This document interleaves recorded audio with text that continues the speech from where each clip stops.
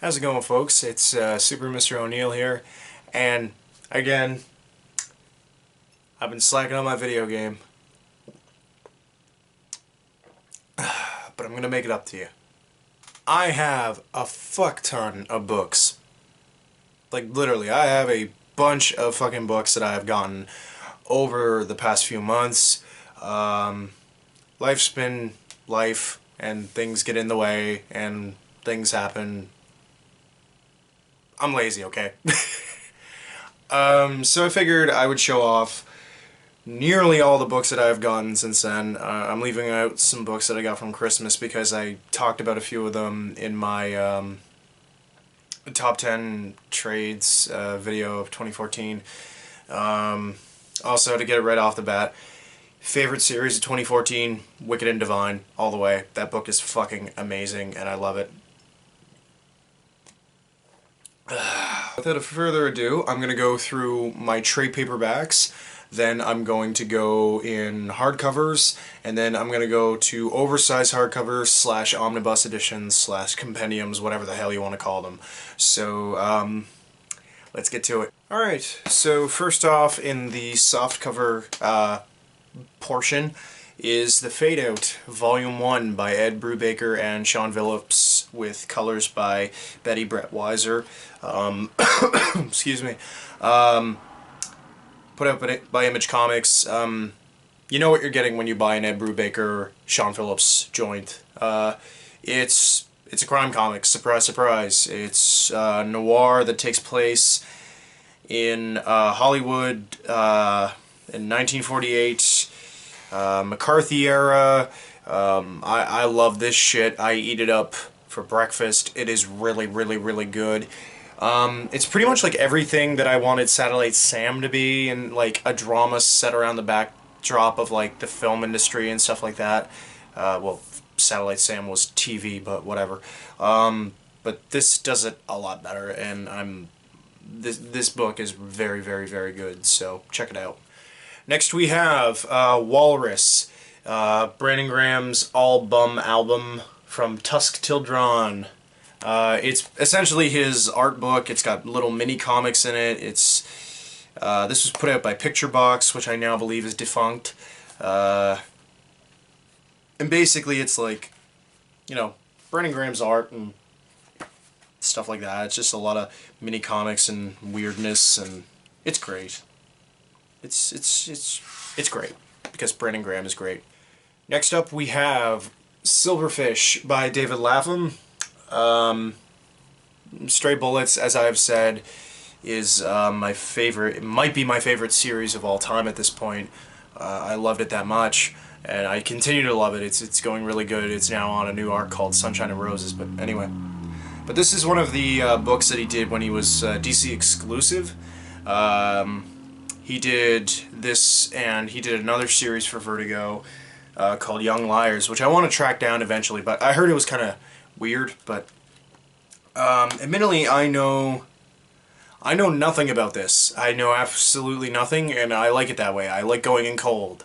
I like the cold open, and the only thing I know is that it's done by David Lapham, and I love Stray Bullets, and I don't know what to expect other than something very bleak, and that's what I want. Next up, probably Ghost Critic's favorite, the Bulletproof Coffin Disinterred. This is the second trade paperback to the Bulletproof Coffin series by David Hine and Shaky Kane, published by Image. I bought the first trade last summer on a whim. I was in Toronto. You can watch that video. It's back there. I went to a few comic stores, and one of them that I went to was The Beguiling, which is an amazing store. If you're ever in Toronto, give that place a try. You can find anything there. That place is fucking incredible. Like, you walk in and there's like original Paul Pope and Brian Lee O'Malley artwork like hanging on the wall. It's fucking great. But Bulletproof Coffin, I bought the first trade. I never really talked about my thoughts on it because at that point I didn't read it. And I know Ghost Critic was kind of curious. He commented on one of my videos and stuff like that, and so like, tell me how you think. I liked it. It was basically like a more demented, kind of Morrisonian take on superheroes and like the meta-textual shit, and but basically instead of like Silver Agey kind of heroes, it's Pulp Age / Golden Age kind of motifs with just really demented pop art and really demented stuff in it, and I quite enjoyed it for those reasons. It was pretty good, and so for whatever reason I was thinking about it not too long ago, and I was looking for a copy, and I started this new website to order books from. I'm still with Amazon, but there's this book site called The Book Depository, which is owned by Amazon evidently, and free shipping worldwide. It's based out of the UK, I believe, and the prices were pretty decent. They had some omnibus collections and stuff like that. They had different books up on there, and so I decided to give that site a try, and I have to say I quite enjoyed it. Especially for some of the shit that I found, which I'll show you later on in the video, but yeah, 3 cheers for that site, and for finding a copy of the Bulletproof Coffin Disinterred, which actually has a blurb from Ghost Critic on the back, which is, that's pretty fucking cool. Next up, I mentioned Brandon Graham earlier, and of course, I have to keep going with Brandon Graham because the dude is amazing. Prophet, Volume 4, joining. I love Prophet. It's crazy, it's fun, it's great, and apparently they're never going to finish it, which sucks. But as a consolation prize, we are getting Island and 8 House by Brandon Graham and Company, which I'm definitely going to be reading. I might even talk about it, who knows. Honestly, it's like one of the most hype projects in comics that I'm anticipating, and yeah, Prophet is just great. For those who have never really heard of it or read it, it's an old Rob Liefeld creation from the 90s, and seeing as Brandon Graham is actually, you know, friends with Liefeld, he said, "Yo, man, do what you want." He let him take his property. He did that, and also Joe Keating did Glory, another one of Liefeld's creations, which I have the complete collection over there, and it's fantastic. I highly recommend that as well. And basically he turned Prophet into this kind of sorry, apparently he was like this weird kind of amalgamation of like the Captain America trope of like the super soldier and like other things, to this weird alien Conan collective thing, and it's off the chain. Like, try it out. It's such a good book. It's crazy. Next up, in anticipation for Age of Ultron, which I saw, I greatly enjoyed. It was a damn good Marvel movie. Not my favorite. That one still goes to The Winter Soldier because The Winter Soldier is just fucking incredible. But in anticipation, I was buying a lot of Marvel books, and you'll eventually see that I got a lot of Marvel books. And one thing about me growing up, I was more of a DC person than a Marvel person. I don't know why that is. Probably because of Batman growing up and stuff like that. Also, Superman is my favorite guy, but other than that, I do want to get into the world of Marvel a lot more. As of late, I've been wanting to read more Marvel and buying more Marvel. And so here's the first one that I got, and that's Secret Avengers, Run the Mission, Don't Get Seen, Save the World by Warren Ellis and a bunch of different artists that are all amazing. This is essentially one of those 6-issue arcs that Ellis is known for doing at Marvel. He'll just come on a book, stay for 6 issues, and put a shit ton of amazing ideas and experimentation within the comics, and then just like, there you go, there's the tools, have fun. And the thing that's interesting in this is that each issue is drawn by a different artist. First one is Jamie McKelvey, then it's Kev Walker, David Aja, Michael Lark, Alex Maleev, and then Stuart Immonen. My favorite art was obviously the Aja stuff. The McKelvey stuff was fantastic as well. I fucking love Jamie McKelvey, but it's his versions of the characters look kind of weird, but I don't care. The Kev Walker stuff was kind of like my least favorite, admittedly, but it was still damn good. But this run is worth looking into. It is so good. It is just Warren Ellis off the fucking chain, and yeah, it's Warren Ellis. Next up is another Warren Ellis book, and that is Man Extremis by Ellis and Adi Granov. Yeah. The Marvel Universe owes a fuck ton to Warren Ellis and Adi Granov. The Marvel Cinematic Universe, sorry. Save me beer. Oh, thank you. So again, another 6-issue run, just short and sweet, never outstays his welcome. Basically, he introduces the Extremis formula and the new way for him to use his suit, and it's just Warren Ellis playing up his sci-fi technological angle that he does oh so well in his writing, and it's just fantastic. I'm not even a big Iron Man guy. I'm really not. I hate Tony Stark. I think he's a prick, and that's kind of the point. But my God, this was such a good fucking story. Like, I loved it. I thought it was so cool. Just seeing the warfare applications and them arguing about it and everything. It was just fantastic. So yeah, if you haven't read this yet, which you probably have because it's very famous, just do it. Next up is another Marvel book, Marvels by Kurt Busiek and Alex Ross.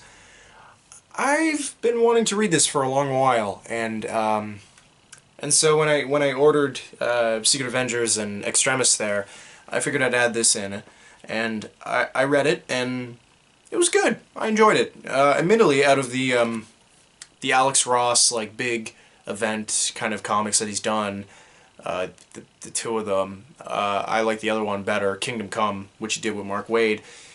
Maybe that's because I like DC heroes more. I'm not sure, but I did like this quite a bit. Also the fact too, I found Alex Ross got a lot better after this, and that's saying a lot because the artwork in this is already incredibly beautiful. But going from this to Kingdom Come, like, it's next level, I think. Because I believe they did this first in the early 90s. I'm trying to actually own the first issue of this. I picked it up one day. 1994 they did this. And so, yeah, this is pretty early, and this is during like the image boom and all that stuff, so it really set itself apart on the shelves, and I'd highly recommend it. It's a really interesting read, and I love period pieces. Basically, it takes place, it follows a photographer named Phil Sheldon, who's a freelance photographer. He does some stuff for the Bugle, and he does some stuff for other papers, and it's basically, we see the beginning of the Marvel Universe through his lens, quite literally and figuratively, and just him going through different events, like the coming of Galactus. Like, that part was probably my favorite. Just seeing, like, there's this amazing picture, this amazing drawing of Galactus when he just shows up, and it's just, I don't know how the hell Ross incorporated it. There it is. Like, you can see, like, the streams of light going from him. Like, that is, like, I wish there was a poster of that, because I would hang that on my wall. But, yeah, Marvels is a very, very good read. Highly recommend it. Next up is something that I actually just got from my local comic store. I ordered it a few months ago. I'm not the biggest gamer in the world. I play video games here and there. I have a PS4. I have a 3DS, but I don't use it that much. Although I might soon, given that a game is out in this series that I'm going to show off. But I saw this, and I always wanted to read it, basically because I thought it looked really nice and really cool. And that is the Legend of Zelda: A Link to the Past manga by Shotaro Ishinomori. Shotaro Ishinomori. There we go. I hope I didn't butcher your name. Although, he's probably never gonna watch this, but basically this ran in Nintendo Power. In Japan, it was excuse me. Basically, looking it up here, original Japanese edition published by Shogakukan.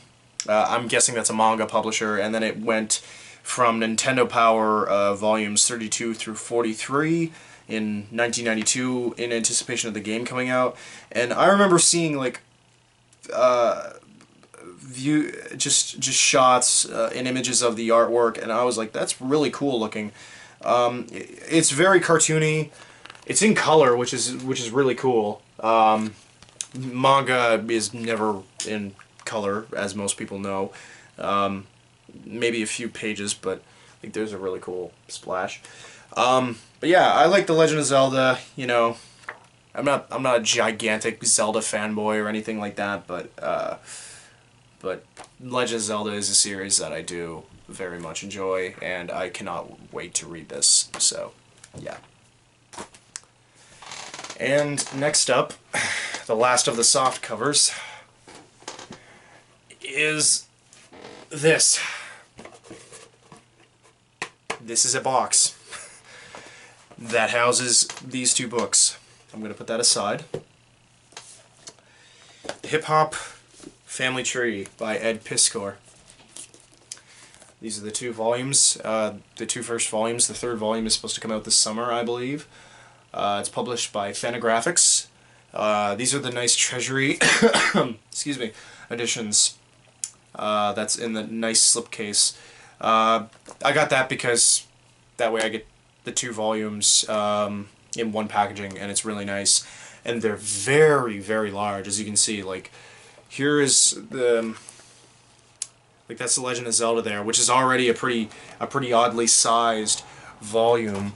Like, here's something more conventional. Here's Marvel's. Like, look at that. It's crazy. It's very wide. It's very, very tall, very wide. The paper itself is like this old kind of newsprint. It smells old too. It's great. And it's like meant to look like it's been beaten up and like put through like dollar store racks and stuff like that, and I love it. Basically, it's Ed Piskor's comic book version of the history of hip-hop. The first volume here starts in the 1970s. Specifically, I think it starts in... it just says mid-70s, so whatever. And then it goes to 1981. As you can see, I'm reading it right now. I was reading a little bit of it today, and I'm hooked. It's really, really cool. And, you know, it has, like, Grandmaster Flash, mostly, because he is, like, one of the preeminent hip-hop MCs, and... not MCs, DJs. And,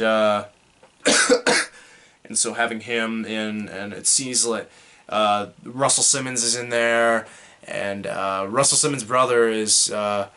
one of the members of Run DMC, and shows them as kids, like, and how they met and stuff like that. And it's really funny because he does it in such a typical comic booky style that's kind of like an old Marvel comic and everything. And the art style is amazing. It's very cartoony. Got some Kirby influences there, I guess. Also in the back too, it comes with like pinups of different rappers. Like there's Jeffrey Brown doing the Beastie Boys. There's that's Africa Bambaataa by, who's that by? Jim Mafood. The Fat Boys. Is it the Fat Boys? Yeah, the Fat Boys by Tom Scioli, and there's Freddy Krueger there too because they did the Freddy Krueger rap. Grandmaster Flash and the Furious Five there, and Vanilla Ice. That's funny as fuck. There's Run DMC right there. Like honestly, like I love hip hop. I've always liked it. Like even as a kid, I did enjoy it, but in recent years, I've been loving it and loving it and loving it more and more. Excuse me. When in doubt, drink beer. Don't drink, kids. But like recent years, I've been loving hip hop more and more. Wu-Tang Clan, Kendrick Lamar, especially Kendrick Lamar, he's incredible. Kanye, definitely. Jay-Z, just a whole bunch. Death Grips, Tribe Called Quest, just a shit ton of hip-hop creators and artists. And so this is very, very fascinating. I'm really enjoying reading this. This is the second volume here. It goes from 81 to 83. On the cover is Africa Bambaataa. He's in the galaxy. And it's kind of crazy. And also, the slipcase edition is the only one to come with this little pamphlet comic. And it's about a hip-hop connection with Rob Liefeld. Yeah, that Rob Liefeld. And it's done in the style of like Rob Liefeld's like crazy art. And it's hilarious because like Liefeld was in a commercial directed by Spike Lee, and he also liked hip-hop himself, and Eazy-E was actually a huge fan of Youngblood and actually went to the Youngblood premiere party or whatever, release party in Los Angeles. So that's pretty cool, and I love how this is like so tongue-in-cheek. It's like milestone variant limited ashcan edition. Like on the back here it says collect all 5 covers for this issue. Pro tip: get this valuable book CC'd immediately to retain maximum worth.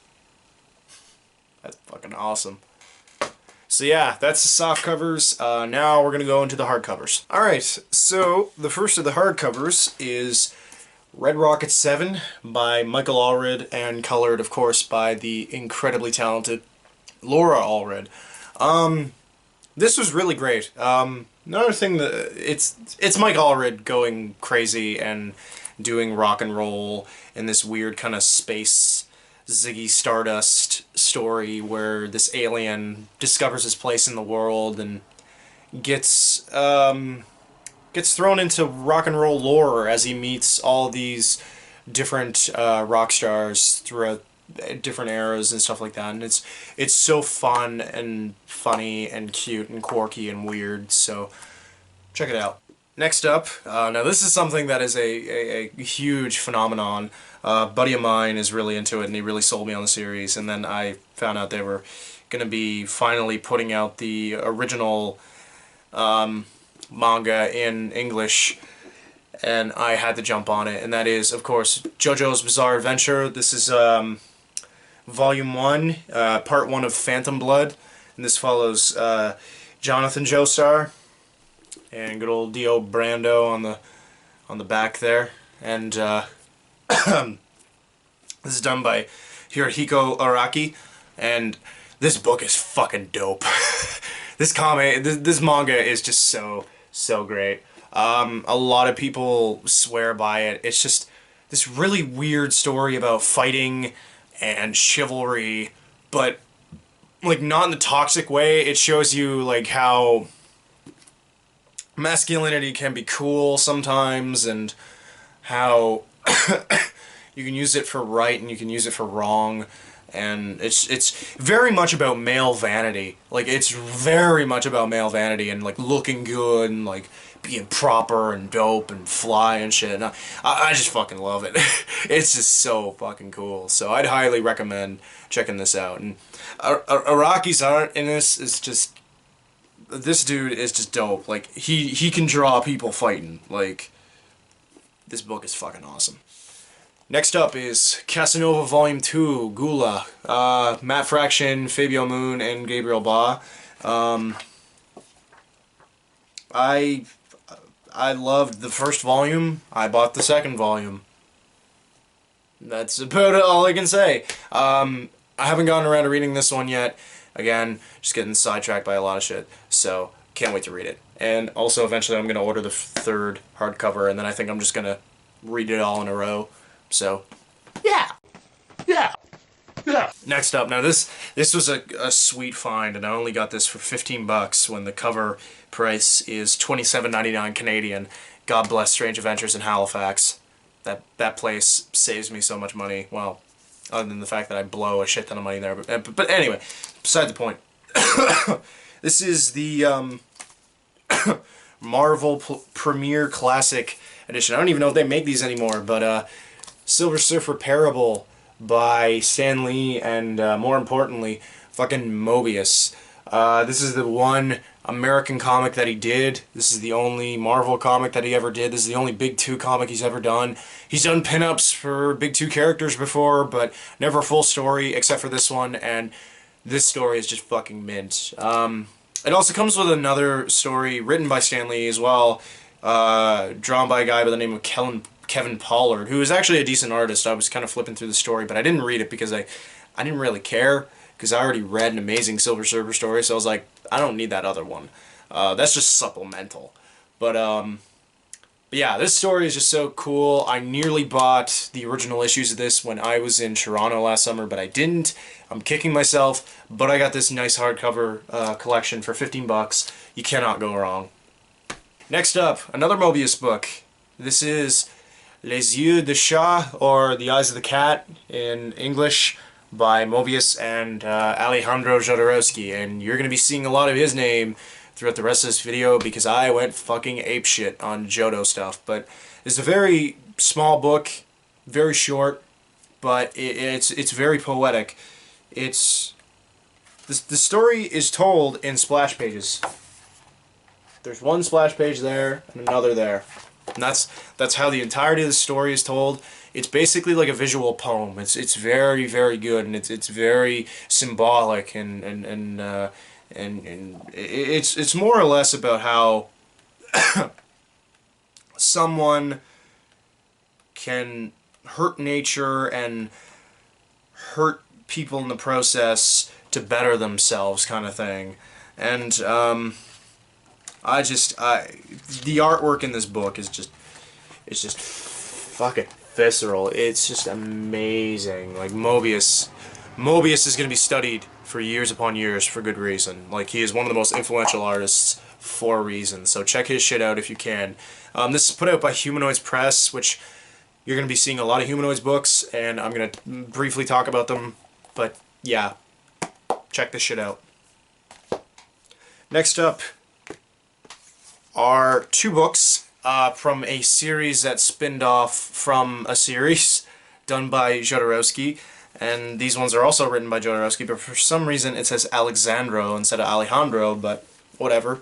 And that is Weapons of the Metabarons, drawn by Travis Charest and Zoran Yanyatov, and Metabarons Genesis Kostaka, drawn by Das Pastores. These are books that are in the Metabarons series, and I'll show you off something involving the Metabarons later. Hint, hint, wink, wink. But basically, Metabarons, in the story, The Inkall, written by Alejandro Jodorowsky and drawn by Mobius, which I own and love. I highly recommend it to anyone. There's a character in it called the Metabaron, and he's from a long clan and dynasty of warriors throughout the galaxy. They are like the galaxy's greatest warriors. And basically, this is just a standalone story explaining the weapons of the Metabarons and these different crazy weapons. It was a neat little story, but it was just kind of there. So, you know, hey. But this one, I didn't get around to reading this one yet because I want to read the initial series first, but this is a prequel to the Metabarons, which is a book that goes into the dynasty already. So it's basically a prequel of a prequel. And this talks about the ancestors of the Metabarons, the Kostaka tribe. And,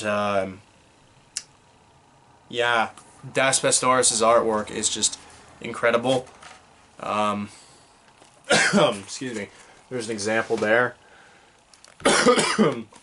So yeah, he also drew an issue of Thor. That's how I discovered his art. And so yeah. Next up is Son of the Gun, originally called Juan Solo. Yeah, that's actually the name of it. originally. It was in French originally. Written again by Alejandro Jodorowsky and drawn by Georges Bess.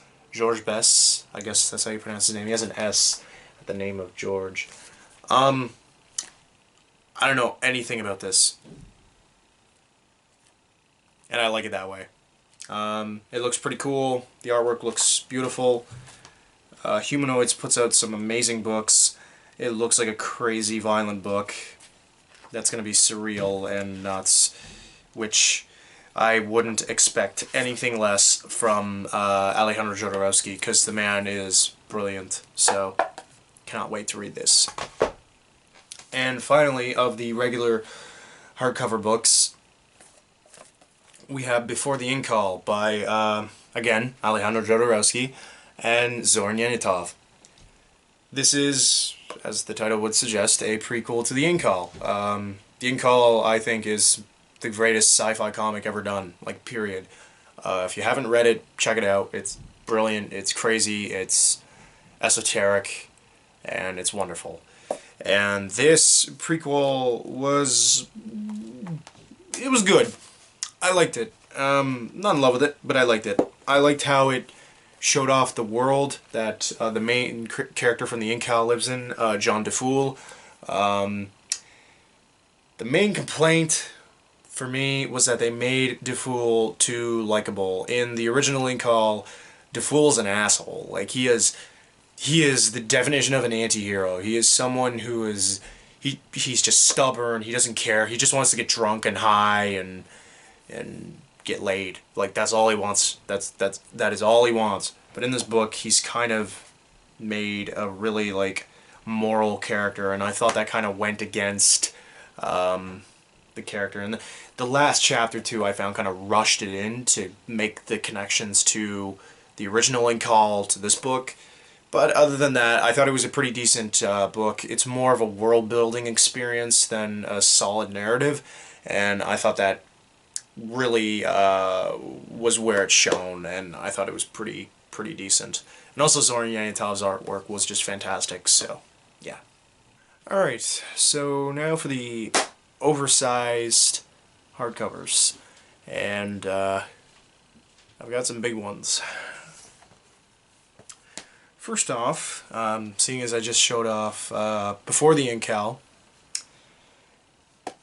I had to get Final Incal, and I didn't have to just get it in the regular way. I got it in this really nice limited edition slipcase hardcover. This is 540 of 1500, and this was drawn by Ladron, Jose Ladron from Mexico. Amazing artist, brilliant. Look him up. And there is a volume that's out that looks like this, the classic collection that's in the smaller hardcover like that, but I specifically wanted to get this one because this comes with the final, one of the final Mobius stories ever done, and that is after the Incal. Basically, they were going to do this comic much sooner, in the early 2000s, I believe, but it recently just finished in 2013, 2014, it was put out in English. I can't remember. Excuse me. But basically, he did one issue of it. It was, I think it was unfinished, the issue itself. And from some accounts, he got sick. From other accounts, he just didn't want to do it, and he wanted to do other things. But basically, it left unfinished, and that was after the Incal. And so then, years later, Jodorowsky found Ladron, loved his work, and asked him to do it, for him to draw it. And so he rewrote it as Final Incal, and took the first bit and rewrote it and changed it a little bit. And I wanted to have this version because it comes with a Mobius story, and the other versions are not going to have the Mobius story, which is weird to me. But admittedly, looking at the Mobius story, the artwork isn't up to snuff as it would be with Mobius. You can tell he's using digital It doesn't look... It looks good. It's Mobius. It's undeniably Mobius, but it's not Mobius in his prime. But what we get instead is Ladrone.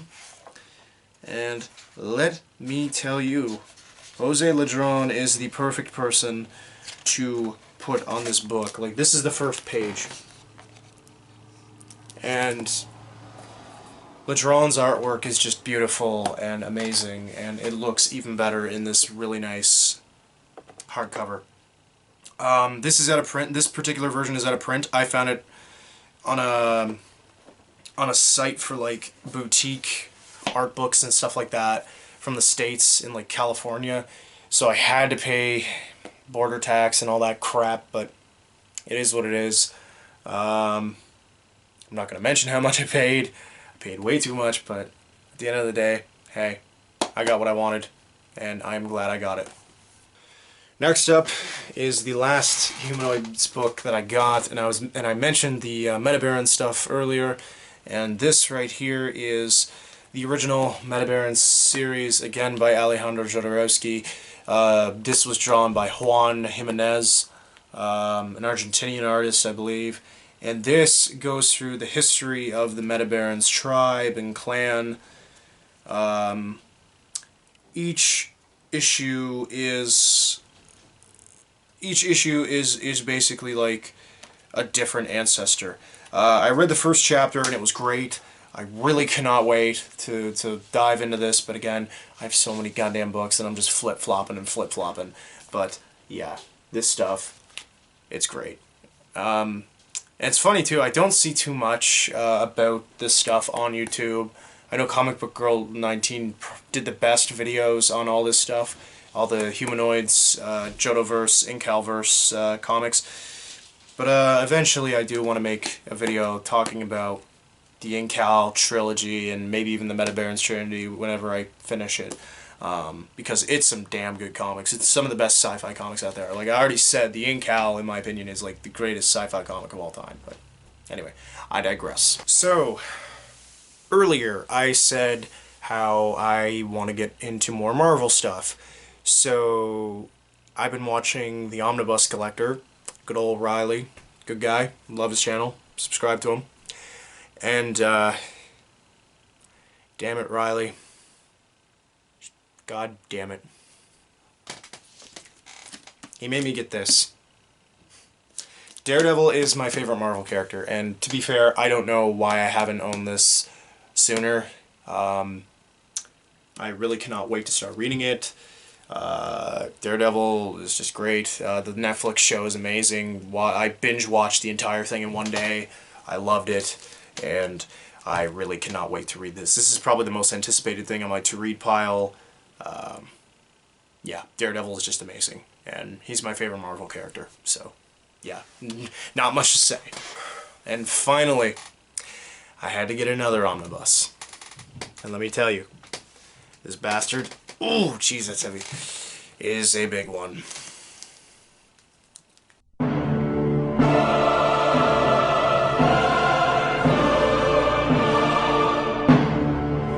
Goddamn right I bought the Infinity Gauntlet omnibus. I already owned the trade paperback, but there's something about this fucking... I guess it's 1,500 pages. It has to be 1,500 pages. There's something about this 1,500 page behemoth. I just needed it. It not only does it include the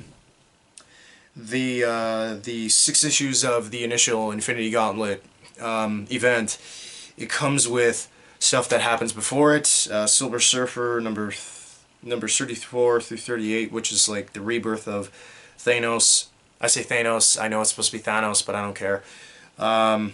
Yeah, 34, 38 through 38, and 40, and 44 and 60.